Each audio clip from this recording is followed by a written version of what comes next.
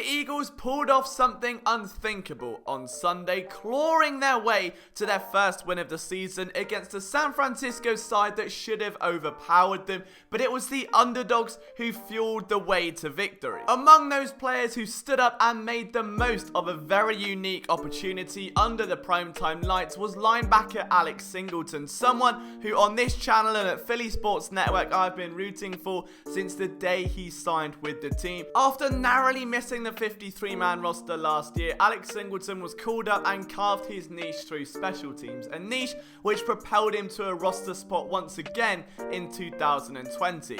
But now, 4 weeks into the season, he could well be pushing for some more significant defensive time, and in my opinion, absolutely hound someone like Nate Gary for a starting role, and that is what we're going to break down today. What did Alex Singleton show us in that game against San Francisco to prove to the world that he is ready for a starting role in the NFL? My name is Liam Jenkins, and this is another episode of Eagles Film Room.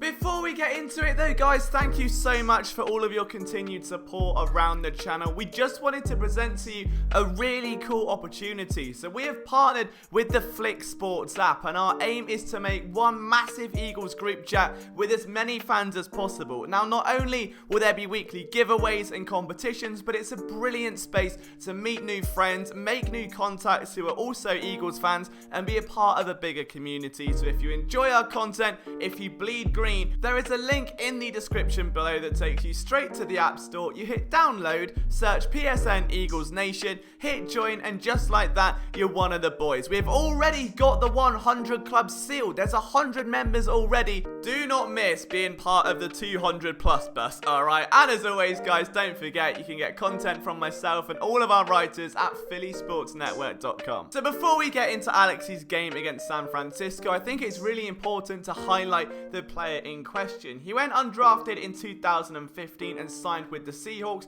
before then bouncing over to the Patriots and the Vikings and really finding his home with Calgary in the CFL. They say everything happens for a reason, and it just so happened that he was eligible to be drafted because his mother was born in Toronto, and it really didn't take him long to make a historic mark in the CFL. He was the league's most outstanding player in his rookie season. He had 123 tackles. He then went on to win the Grey Cup with Calgary, drawing the attention of the Eagles, who, as we know, tend to look to the CFL for some potential exports. Guys like Aaron Grimes, Mitchell White, Mark and Michelle have all made the jump to Philadelphia in hopes of making their final roster, something Alex Singleton was almost able to do. He had an incredible preseason, notching 27 tackles, going toe-to-toe with TJ Edwards, but ultimately it was the latter who made the roster. However, the Eagles craved special teams depth, and that was exactly what Alex Singleton gave them in the heart of last year, rallying to 8 tackles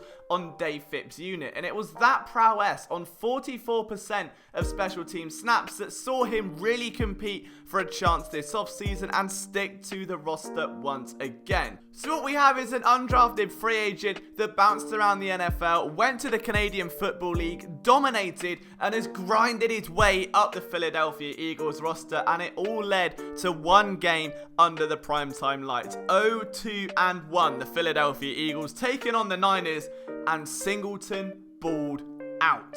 Now, he didn't play that many snaps, but he did enough in those snaps to show me he's got every trait the Eagles need to become a great linebacker. The first thing this team crave is speed on the outside, and we'll touch on that a bit more later when we discuss his pick 6, but it's why they drafted Davion Taylor. It's why they went crazy with Sean Bradley. They want rapid linebackers, and Singleton has that and showed a nice example of it here. It's man coverage, and that's evidenced by the fact that Juszczyk motions outside and Singleton just sidesteps to align with him.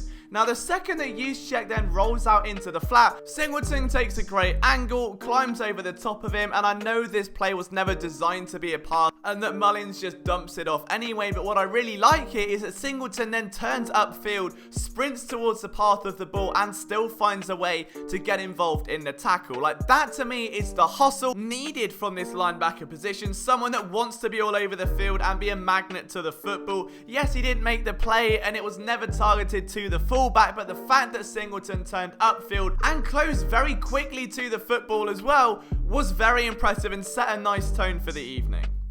Singleton, more than anything, is just a very intelligent linebacker and makes great quick decisions, which is more than can be said for Nate Gerry, who tends to be more of a gambler. So we'll take this play for example. It's basically a fullback lead outside zone, and what we're going to see is just a quick toss to the running back. Now at this point, you can clearly see the ball is going to the right hand side. There is a gap that Alex Singleton is responsible for, the C gap, and as he comes down, George Kittle's going to release and come up, and Singleton in this very moment has got to decide, do I stay and fill this hole, position myself and get thrown off the ball by George Kittle, or do I take Kittle down, try and push him away from that hole, realise that I've got help up front from Brandon Graham, who's already taken off the chip and gone down to meet Juszczyk, and therefore force the running back inside where there is a free rusher in the way of who other than a surging Jannard Avery. That's exactly what he did. Singleton takes a step, looks at where the running back's going, sees Brandon Graham's position and goes, no, I'm just going to steal this, block the lane and inside to a run of absolutely nowhere. It sounds really silly, it sounds really simple, but it's very easy to get these cues wrong, and you see a lot of young linebackers do it in the NFL, where they'll just take the bait, they see the ball, they'll charge the gap, and all that's going to do is create a one-on-one in open space that the running back could win. Singleton makes a smart call here, takes on George Kittle, and the run goes nowhere. And then there was the first of two tackles for a loss, where we see Singleton just read the flow of traffic really well, fit into his gap perfectly, locate the ball carrier and bring him down. This is about as clean a play as you could possibly ask for. What's really interesting though is that when you watch this play back, and the second you see the running back try to cut and bounce that run outside, Singleton mirrors it. Like, he doesn't shoot the gap and try to go vertical, he mirrors what the running back does, cuts across the plane and is able to leap into his path, again showcasing that instinctive nature. But it was the second tackle for a loss that sold me on Alex Singleton, and let me show you why. The first thing we see is some pre-snap motion. All the linebackers bump up a gap because of the new alignment, which tells the quarterback this is now zone coverage. What we then see is jet motion from Deebo Samuel, and the second Nick Mullins drops back, you get more misdirection because the team are actually going to pull their tight end. So you've then got three moving parts in the backfield. Now Singleton here is responsible for the C gap, shoots it very well, squares up to tackle the running back, then sees the running back trying to cut outside and leaps across to make a big tackle. Again, that's a tricky play to do. You don't appreciate it until you see this end zone cam, where all the traffic he's got to sift through, all of those reads he's got to make, charges down, squares up to clog the lane to stop the running back cutting one way, forces him to cut the other, and then the second he moves, leaps over him like a crocodile, snatching his prey out of the water. Really impressive stuff here. But the cherry on the cake was obviously the pick six, and it's a play that Jim Schwartz oddly came out in the press today and discredited in a way, saying that it was very much right place, right time. Well, yeah, but this is a zonal looking cover too, where Alex Singleton is gaining depth, something Nate Gerry couldn't do in a similar play, which I'll show in just a second. But not only that, Singleton plucks it out of the air, then picks up a speed of 20 miles an hour, sprints between a window of two defenders to take it to the house. That just doesn't happen by chance, and for a defense starved of turnovers this season, I'd have thought Jim Schwartz would have been a little more appraising to the linebacker first to get off the mark.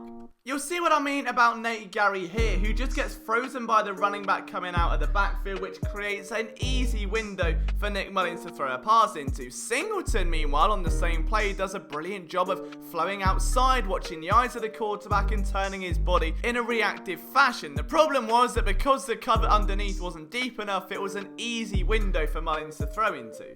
And And there were a few other plays as well, such as this one, where Singleton, again, able to pick up a runner out of the flat and just take away that option with that quick lateral speed. Now, in reality, is he going to get a starting role? I think Jim Schwartz is besotted with Nate Gary way too much, unfortunately, and that was reflected in today's presser when he starts praising Gary for literally nothing and saying that he's not responsible for bad plays, without then praising Singleton for arguably much better plays and plays that Gary could only dream of making at this point. I would love to see Singleton get a starting role. I think that him and TJ Edwards have both shown plenty this season so far, and this game for Singleton was an absolutely brilliant performance, considering again he only played in a handful of snaps, but he made every single one count. What do you think, guys? Do you want to see Alex Singleton on the football field? What did you make of his game against the Niners? Let me know in the comment section down below, and don't forget Flick Sports PSN Eagles Nation. I'll be chatting to you guys in there.